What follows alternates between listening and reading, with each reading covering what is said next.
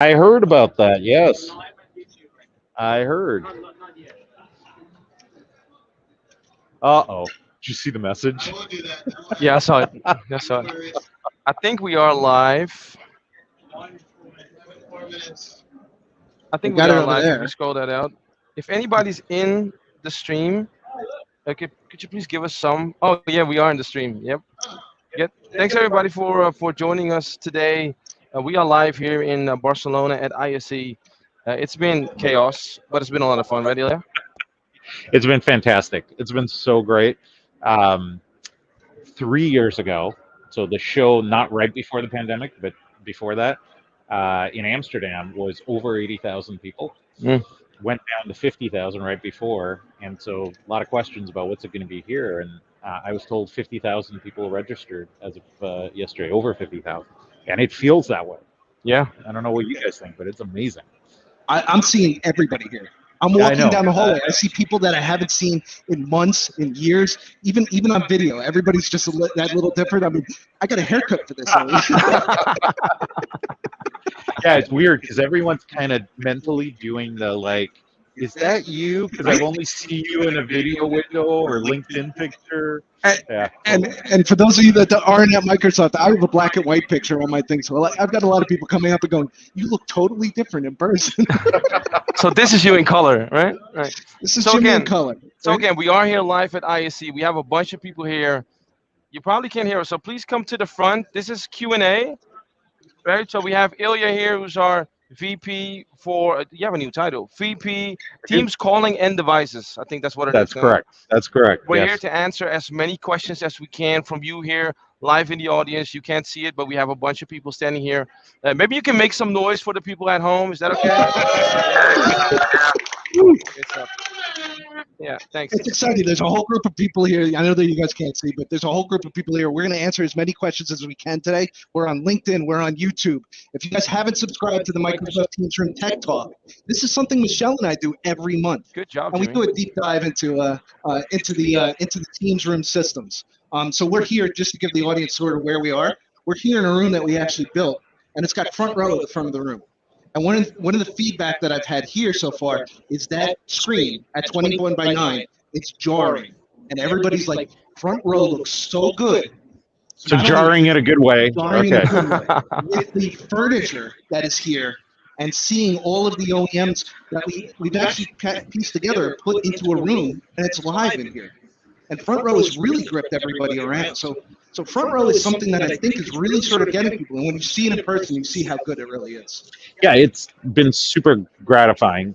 We did the concept a little while ago, and we got it from concept to product. And oh, really? I'm sorry. Let me be more excited. All right, I'll project more. I apologize. I was thinking I got a mic, and so what I was saying is front row. Like we took it from concept to what is now out, which we've called preview, in I think 8 months, and I'm very proud of the team that did that. I'm so gratified by what we're hearing from customers, which is it's not perfect. We know there are already things that are coming very soon that are improvements, but it's helped them rethink rooms. Whether you think of it as like, oh, this looks like telepresence, but way more affordable and can go into more rooms, or hey, it looks like Teams rooms, but it's optimized for as many people on the remote end as in the room. A lot of really, it's been thought provoking, is what customers are telling us. Um, and the furniture is the other thing that it I think prompted a really good conversation around the 21 by 9 display, how we can use more of that, how we can take furniture and reorient it so that the camera can see everyone can see the remote participants. So at the very least, in terms of the conversations we've had with customers, it's been great to have that as a start to the conversation. And is the next question what's coming? What's coming soon for front row? Yeah, so, shall we save that just for a little bit? So the idea is we're going to do. Sure. So we have a bunch of people here dialing in live. I see Belgium, I see Chicago, I see Munich, I see, what else do I see? Johannesburg. Marin's here from the US. So let's take questions from people that are online, but let's see if we can take a question from somebody here first. So we'll do that, and then we'll move to online, and we'll make sure to repeat the question for everybody that's watching. So Anybody have anybody a that has question? the question, there's always one person that needs to go first. And no pressure. We're the only ones that are live. It's not like the camera's going to come around to you. Go ahead.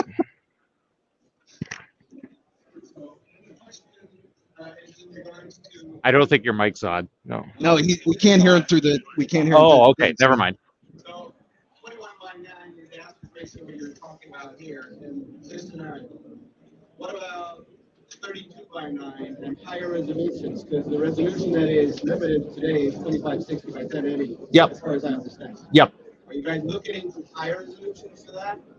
Okay, so let me repeat that for the people Go ahead. that are here. So the question that we just got is currently 21/9 with a set resolution. Are we looking into bigger and higher resolution? Yeah, so let me start with the resolution question, and then I'll come back to the aspect ratio and thoughts we have around how we use the real estate.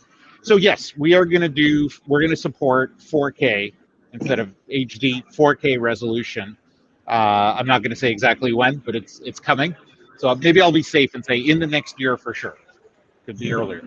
So we'll support 4K. That's for the screen. That doesn't mean we'll support 4K video sending. We are working on supporting in Teams 4K content streams, high resolution content. But the MTR UX will go to support 4K. On top of that, in terms of the aspect ratio, we don't think about it as like optimized for a given aspect ratio. We think about it as what is the content and the meeting experience that we want to deliver. And so with Front Row, one of the big changes we made was really realizing the importance of chat as a meeting within a meeting and bringing that forward. And then realizing the importance of people that are remote being able to get attention of people in the room. And so we did raise hands. But we're not stopping there. So a couple of pieces of feedback we've already heard is depending on the aspect ratio and actually the type of meeting, the content may want to get more real estate. So we will be delivering different sizes for the gallery, small, medium, large, and of course, as you vary those, content gets bigger. We'll be delivering a mode where only one of the sides is used. And so we'll have chat. If someone raises hands, it'll pop up at the top of the chat, take some real estate, then go away. So this gives you some option for the content. Then we will also be introducing more types of material that you can show, basically the loop components.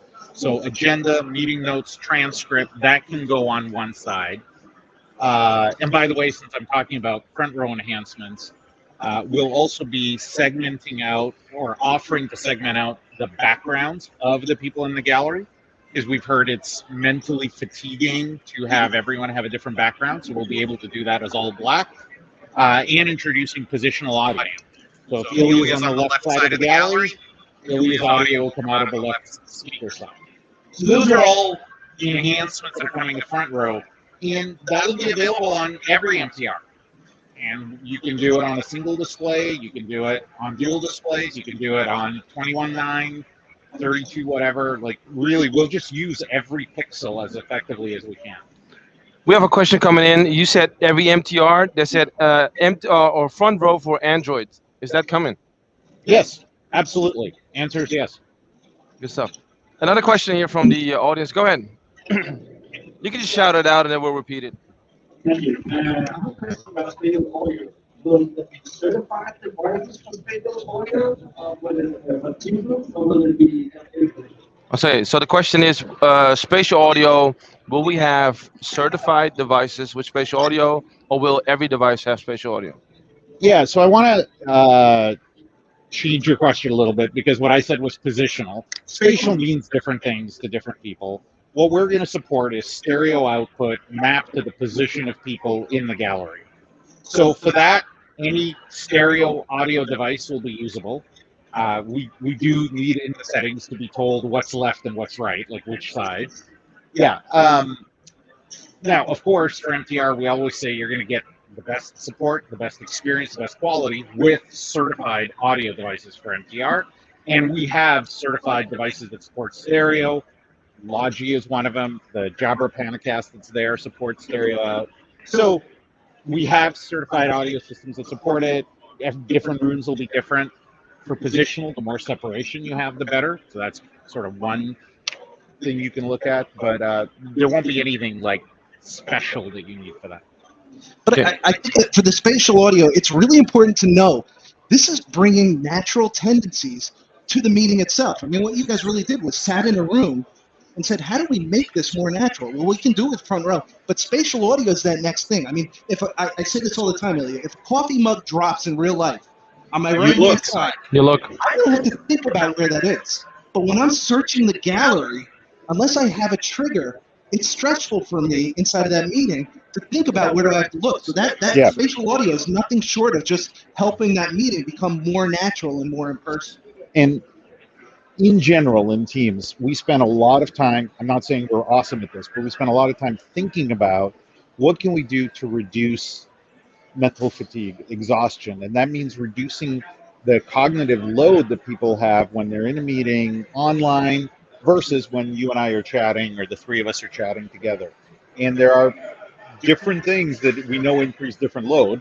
If all of a sudden you had a picture of Hawaii behind you and you had a picture of Seattle, I'd have to think about that. If you were talking but the sound was coming from here, that would be weird. So yes, those are some of the things that we want to do to reduce that exhaustion. Yeah, and people on online are asking, can we see the screen? We'll make sure towards the end we'll turn the camera around and we'll make sure you'll be able to see. I think we should upload some pictures. Follow us all on Yep. on LinkedIn, Twitter, and everything else, and you'll see the pictures that are coming from the I site. can answer Lars's question. I'm reading over your shoulder. Yeah, good stuff. No, go ahead. So Lars is on chat and he's asking, when will we have the ability to start a whiteboard? You had the question as well, a whiteboard on Teams Rooms. If you were here, you could walk over to the Neat board running MTR Android. You could do it right now. So we actually brought that feature first to MTR Android because we have board devices first for that OS. The reason it's not there now, just so everyone knows, is technically it's the security context. So and it's the same, by the way, with start recording. When a user says start recording or start whiteboard, we create a file. It's also the same reason that we don't have whiteboard sharing with external users today. We don't have a security context for that. So the whiteboard team has done some great work rewriting the back end to be based on SharePoint. We're drafting off of that. So we can now on MTR Android start whiteboard in a Teams meeting. And actually you can walk up and just say start whiteboard. And in the background, we spin up a Teams meeting, start the whiteboard sharing. That's going to come to MTR Android in the next, MTR Windows in the next 6 months, along with start recording. Gotcha. We had a question here up front.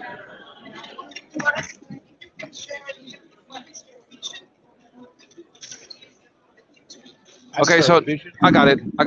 Yeah, so the question is, can you share a little bit about the vision going forward for Teams Rooms? I got it right. Vision going forward, Teams Rooms. Yep. Oh, Teams and Teams Rooms. So Teams is, I don't know if I can cover Teams. It's a very broad vision because Teams includes, of course, core collaboration, chat, Teams channels.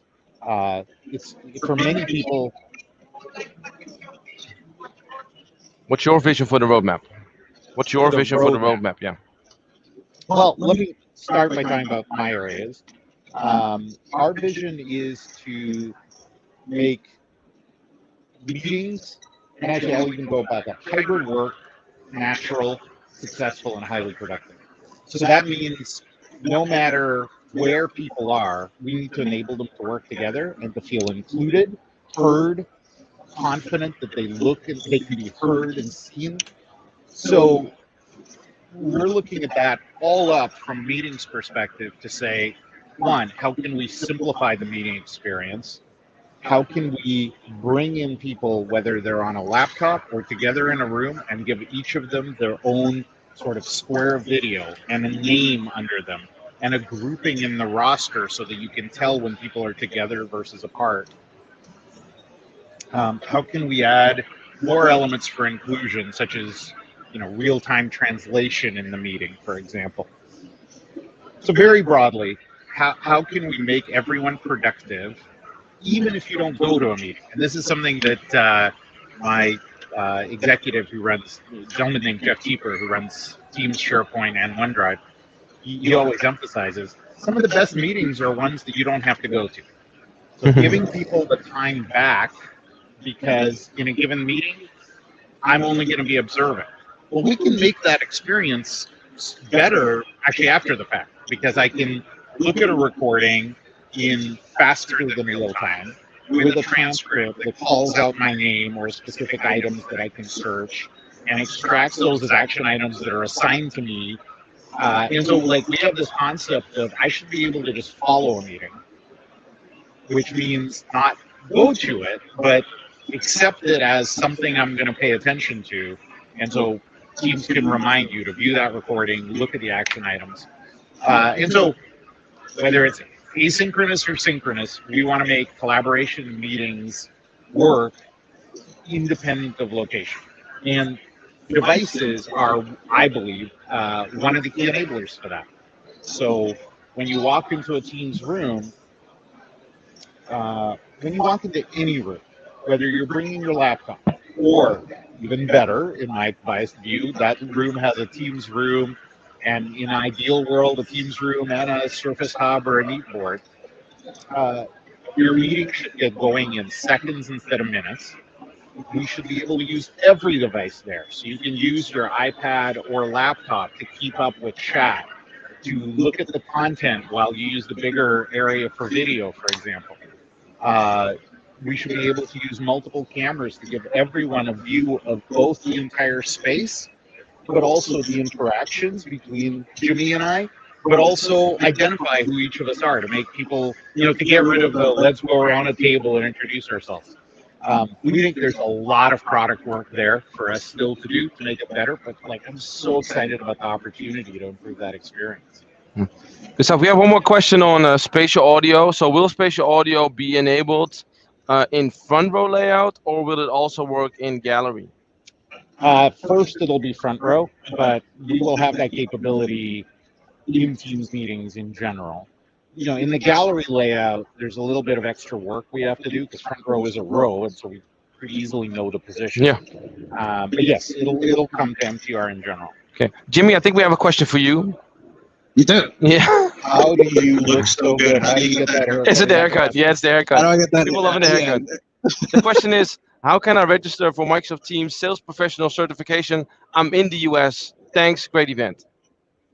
So if you want to register for your sales professional badge, you can actually go to your partner page, and through your partner page, you'll actually go to Expert Zone. And Expert Zone is where we give that sales professional badge. But I think it's also important to note, Ilya, we're going to come out with a technical badge as well. Soon. Very soon. It's very soon. Very I soon. took the test the other day. Oh, you did? I wrote some of the questions too, but I took the test the other day. Michael Tressler, I don't know if he's here, but Tressler and I wrote some of these questions, and as we're taking the test, we actually looked at each other and goes, I think this is the answer.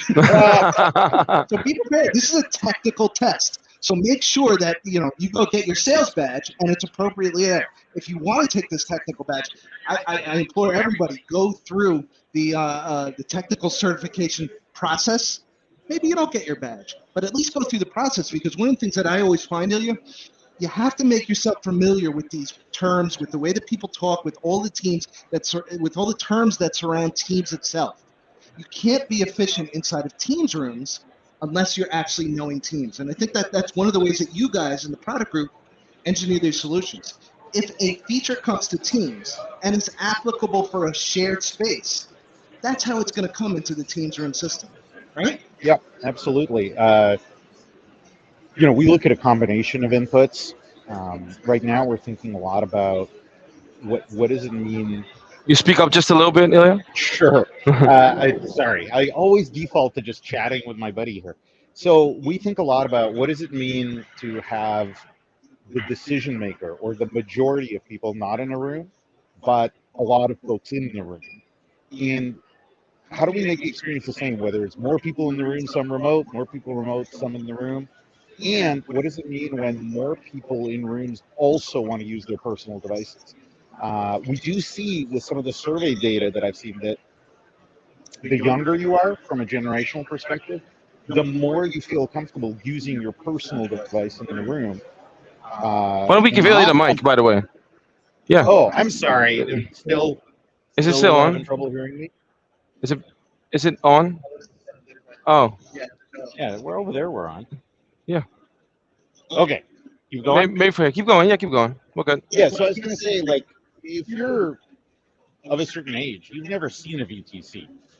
You walk into a room, something's got a remote control. You're going to think it's for the TV and have no idea what to do with that. So we see people wanting to use their phones, their iPads, their PCs. And so I think that's another key input is how do we actually make the best of that as a companion device? But think about, you spoke, if you're of a certain age, you sort of look towards those personal devices. But think back just not even a short time ago, the complicated dial streams. All of the things that you and I know about making conference rooms difficult, and now we've come into this solution. So one of the questions that I have, let's jump to Direct S Join. And let's talk about Direct S Join. Direct S Join is something, we're not naive at Microsoft. We know people have other meeting types, and you can forward that meeting type to the Teams room itself. Now, we just announced a couple new partners. Yep. How do you guys evaluate these partners? And let everybody know, this is a collaboration between us and those partners inside of the program. This is not a system that's just developed by us. Yeah, so Direct S Join, for those of you that don't know, is an initiative that we started to let native cloud-connected room systems join non-native meetings. So Teams rooms can join Zoom meetings, WebEx meetings, and soon we'll be able to join BlueJeans meetings and GoToMeeting meetings, however you say that. And then, of course, Zoom rooms can join Teams meetings, WebEx rooms can join Teams meetings, etc. So it was a concept that we created, Greg on my team and I, in sort of wanting to turn the conversation from interop to there's a native meeting service that's used most often in a room, but you also get non-native invites and you want to join those without necessarily having a cloud gateway in there. So it is absolutely collaborative effort. Believe it or not, I talk to my friends at Zoom. I was on a call with Oded and Jeff Smith on Friday. I talked to my friends at WebEx, had dinner with Snorri here. We work closely together. We all want to improve Direct S Join too. So one of the questions I get quite often is, when are the top 4 requests coming? Join by code instead of scheduled meeting, support for the HDMI ingest cable, bypass lobby if you're joining from the room, and dual screen support. And so 3 of those are being worked on right now. Yes. Join by code will come in the next 6 months, reciprocally. So on Teams, on Zoom, on Teams, etc. HDMI ingest support is being worked on right now. Bypass lobby is being worked on. The hardest one of those for all of us is dual screen, because there is no web app that does dual window today. So I will say we all have developers investigating it. We all want to get it done. And, I have faith that they're smart devs and we'll figure it out. That one's a little harder. My sense from what customers are telling me is once we do even 3 of those 4, that's going to, especially join by code actually, that's going to sort of eliminate the need for USB peripheral plug-in for the most part. Yep. Let's take another question from the audience. We have a few here. We have about 6 minutes left. I think we have 2 or 3 questions here, but feel free here in the audience if you have any questions. Go ahead. You have released your room booking features from the little screen entrance to the meeting room. I wanted to have your vision about this feature, and do you plan to go further to that, going to desk booking or further than the room itself, or just the meeting room feature? And I'm sorry, what was the first part of what you said? What was the feature? The feature, on the screen, the entrance, panels? The meeting room, you can, The scheduler? Yeah, Oh, the scheduler. The scheduling panel. So that's a question on scheduling. Your question is? what's your vision? Oh, what's the vision of scheduler? You plan to go further, such as desk booking or other features that are not directly linked to the meeting rooms, but you talk about aggregates and also it. Okay. Yeah, so I think the question is, we have some features today for room reservation on the Teams panels. We also have hot desking, by the way, on Teams displays. So you can see that there's the Yay link larger one, Neat Frame, Crestron have a 10-inch phone in their booth. And the question is, do you plan to go further? The answer is yes. We do think flexible work environment is kind of one of the fundamental changes to hybrid work. One customer I was talking to said they're flipping the division of their offices exactly opposite. It used to be 70% desk, 30% rooms. Now it's going to be 70% rooms, 30% desks, all hot desking. So in that kind of environment, you need workspace management, workspace reservation, occupancy sensing, digital signage to maybe direct people along the way. So without giving specifics, I'll say we are actively looking at all of that. We have some of that today, by the way. You can reserve spaces in Outlook, and that's connected to our hot desking and the panels. But we hear the ask. We are actively thinking about how we can do more in that space, and so stay tuned. What's your position with ISV that are already doing it through a Teams application? Or... Yeah, so we have integration with AppSpace, for example. But by the way, that's us and our partners. So AppSpace has Teams integration. Crestron has AppSpace integration. So we have great ISVs already supporting Teams. We love the partnerships. We'll continue to build on those. So again, stay tuned. I think for us, the main thing is our customers are asking us to help more in workspace management. So that's what we're thinking about, how we can do that. Okay, so one more from the audience. The first two fun parts. Anthony, the Jesus is saying, "Hey Ilya, great to see you out at ISE. Spreading the good word at MTR. We're so excited for the next chapter of hybrid collaboration with Teams and LinkedIn." Awesome. So that's nice. And then we have Lars is actually saying, "How do you keep Jimmy silent for so long?" I think that's the jet lag. It's just the jet lag. We had a serious question from Under the Belt on YouTube, and he's saying, "Thanks. Would you please share your vision on multi-camera or camera extra wider panoramic view of Teams rooms?" Yeah. So first of all, I think it's incredibly important. If you were to ask me personally, my bet that I'm willing to bet a bottle of wine on for Jimmy is we will see many What happened to my wine? We will see many more rooms with AI cameras that are effectively multi-lens. They're multiple cameras in one, and multiple cameras, because it is very challenging with just a single camera to get a view of the room that actually lets people on the remote side see who's in the room with high fidelity. So our vision is, first of all, to leverage what OEMs have built. So for example, the Panic S50, that just shipped dynamic, I don't remember the name. I forget how they phrased it, but it's the segmenting of people. Dynamic composition, I think it is. Yeah, so they create one video stream, but it creates 4 face views of people in the room. Neat, of course, have Neat symmetry. Logitech have right side too. And they're each sort of taking a slightly different approach. We take that and Teams make it available. As a next step, we're working with OEMs to give them more advanced APIs. So we expect to see those videos become multiple streams with information about who the active speaker is.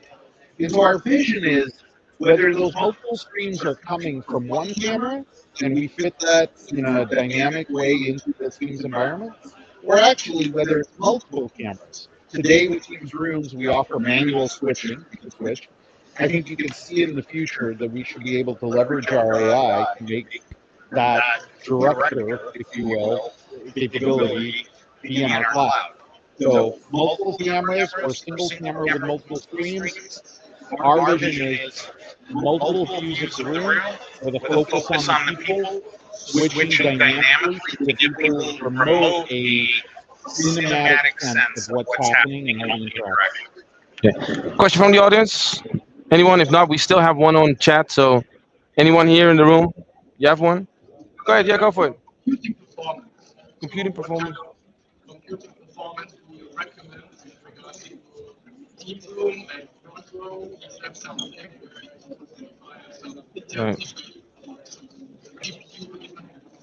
get everything rendered in the background? Is that something where the devices also get certification on the devices? Okay, so the question is on the compute side, what will be the requirements be for compute for stuff like front row and other stuff that we're doing? Well, and the last part of the question is, do we certify? And the answer is, boy, of course we certify. No, seriously, we do not, in fact, enable arbitrary compute to be used, partially for that reason, because we can't guarantee the performance. So any Teams room system, in any combination, whether it's Logi with a Lenovo Tiny, whatever, we certify that combination and that compute. So answer number one is, if you buy a certified system, we've tested it, including front row. I will also say that every feature we've ever shipped on Teams Room Windows has shipped for every room ever made. That won't go on forever. I can't guarantee that, but I'm very proud of the team for that we've done the optimization work to ship it all the way down. So front row works on every Teams Room Windows today, and as Sonia said in the chat, Android coming soon. We do work to certify the compute. It's a little bit different between Android and Windows, because in Windows we control the Windows upgrades as well. Android, that's up to the OEM. We will raise the bar on compute, especially around AI, over time. So I think you will see both in Intel and Android, the compute requirements start, and I won't say when, but over time start to include NPU in addition to the CPU and the GPU. And Ilya, I'm going to jump in on the certification side. I don't know that everybody understands certification is an ask that we have of our OEMs. Not only a time commitment to actually get certified and get up to this bar, but it's a financial investment as well. This is not just a rubber stamp. It's something that actually they go through all laboratory testing and everything else. And as Ilya said, it's not like we're going to ship something that, oh, it works on this, but it doesn't work on this. All of these systems have this bar that they have to hit. And Ilya's team actually develops, and that bar has all of these features inside of it. So it's really a working relationship that Ilya's team has with those OEMs to make sure that when you are buying a certified system, you're going to get all of the performance out. Yeah, I see you looking at the screen. You want to take that one? Or? It's a lot of text. Like, my eyes are bad. So Okay, last one. Thomas is asking, and I'll paraphrase a bit. When will Teams Room communication back? Oh, meeting room participants to inform a max seat limit. People waiting for use out the room. Outside, this is more a scheduler of door and wanting someone's attention. I think that kind of paraphrased it. That's a wordy question there. Yeah. So to paraphrase that, we already have the combination of Teams rooms and Teams panels to communicate key information before people walk into the room. So if the Teams room has sensors to give us occupancy, and if the IT person put in max occupancy into that room object, we will display on Teams panel when the room is over occupancy before you walk in. We'll also log that into the Teams admin center, by the way, so that the IT admin can understand how many people are using the room over time. We are working on similar capabilities for the fault conditions that I think it was Thomas you said that mentioned it. So, hey, this room has something that's not working. Display a red color, and then Teams panels already can direct you to another room, and perhaps more importantly, transfer, book the room, which basically says transfer the invite. So when you walk into the room, you hit join, one touch join, ready to go. Yep, ready so to go. It's there partially. We're going to continue to enhance it. Good stuff. Thanks so much, Ilya, for doing this. Thanks everybody for coming out. We're going to be here again tomorrow at 2. We're going to have a chat with Greg Jeffries, who's a big AV specialist in the EMEA region, and we're going to speak on front row and room requirements. And then you are on tomorrow at 6. We're going to do Sandia. That's right. Sandia was telling me. Sandia on my team. Yeah, she runs Android devices and personal devices. She leads that area. So it should be a great chat. Yeah. And guys, we do this. Michel and I do this every month. Microsoft Teams Room Tech Talk. We'll get people like Ilya. We'll get people on. If you've got questions, if you want to hear about the technical capabilities of Teams Rooms and everything else, we're always happy to be on there. Yep. So, and thank you guys so much. Thank you. Appreciate it. Yeah. Thank you. Thanks, everybody. Thank you. Thank you. Thank you. Thanks. Bye, everybody in Internet land. Yeah, bye.